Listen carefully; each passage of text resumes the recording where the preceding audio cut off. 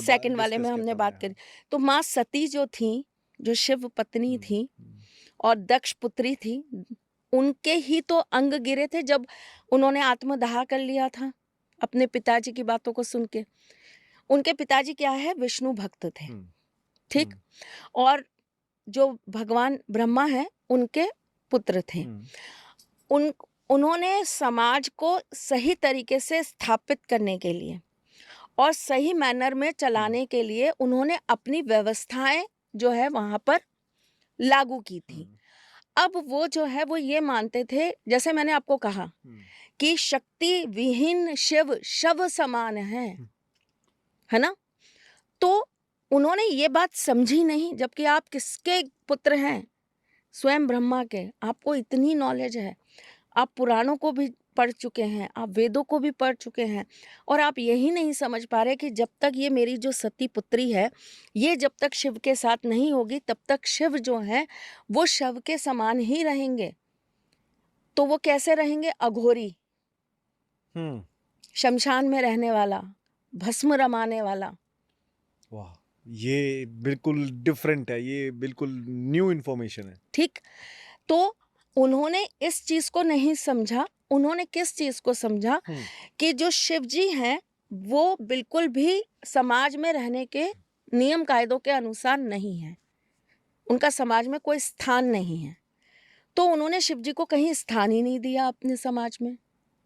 उन्होंने उनकी पूजा भी वर्जित कर दी कि कोई शिव पूजा नहीं करेगा, क्योंकि शिव की पूजा में चढ़ता क्या है, भांग, धतूरा, आकड़े का फूल। और विष्णु जी की पूजा में क्या चढ़ता, चंदन, सुगंधित मिठाइयों का 56 भोग लगता है। तो उन्होंने ये समझाया कि भाई नहीं करनी शिव पूजा।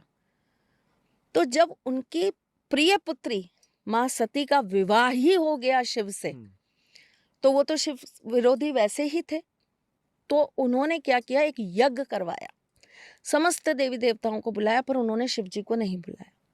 माँ सती को ये बात बुरी लगी, तो उन्होंने कहा कि मैं जाऊंगी अपने पिता के यहाँ और उनसे पूछूंगी, आपने मेरे पति, ठीक है, आपने भगवान शिव की तरह उनको आमंत्रण नहीं दिया, बात समझ में आई, लेकिन आप अपने जमाता की तरह तो उनको बुलाते, जवाई जमाई, हाँ, है ना। आप उनको अपने जमाता की तरह तो बुलाते कि वो आपकी पत्नी के सॉरी वो आपकी बेटी के पति हैं। आप उस हक से तो बुलाते, उनको वो सम्मान तो देते। चंद्रमा आपकी बेटियों के जो है 27 उनके जो बेटियां थी, जो 27 नक्षत्र हैं चंद्रमा के, वो उन्हीं की पुत्रियां थी। तो चंद्रमा जब आपके जमाता है, आपने उनको स्थान दिया। ऋषि कश्यप को आपने जो है स्थान दिया, तो आपने मेरे पति को क्यों नहीं बुलाया, क्यों नहीं बैठाया। वहां जब गई तो उन्होंने बहुत बुरा भला कहा शिव जी के बारे में।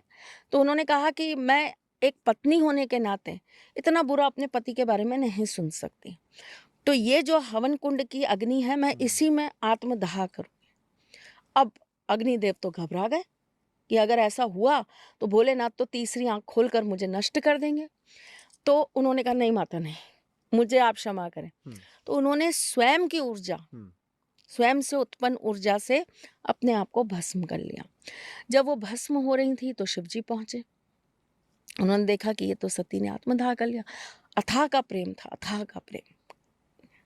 वैसे ही हर हस्बैंड को अपनी वाइफ से होता है, पर वहां तो अथाह का प्रेम था। और शिव जैसे पति शिव जैसे पति, तो आप सोच ही सकते हैं कि कितना अथाह का प्रेम होगा। वो